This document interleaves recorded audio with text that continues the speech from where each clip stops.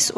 Welcome back sa aking channel. So sa video na to, isi-share ko sa inyo kung ano nga ba yung dahilan kung bakit nga ba wala kayong makitang cash on delivery sa inyong mga Shopee app.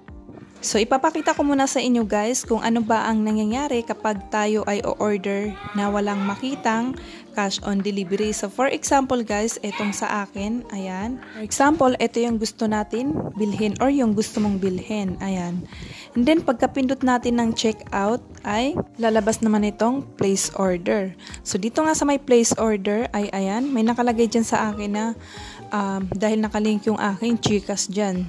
So dyan sa payment method, pag kinlik natin yan ay ayan, kung mapapansin nyo, wala tayong makikita dyan na cash on delivery. At ang nakalagay lang dyan ay yung mga is pay later at saka yung credit card at iba pang payment option.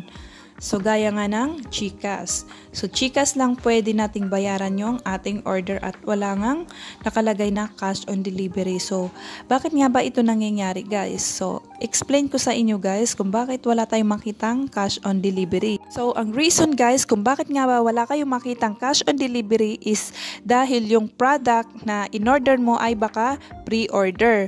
Meaning, maidi-deliver nila ito after 30 days or more than 30 days.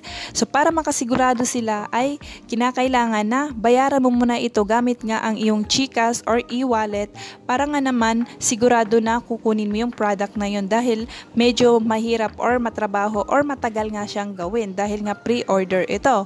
Kaya naman, hindi sila pumayag na ilagay ang cash on delivery para nga parehas kayo na sigurado nyong makukuha yung item at sila naman ay matatanggap yung perang pambabayad natin. So yun yung isa sa mga nakikita kong dahilan kung bakit nga ba walang nakalagay na cash on delivery.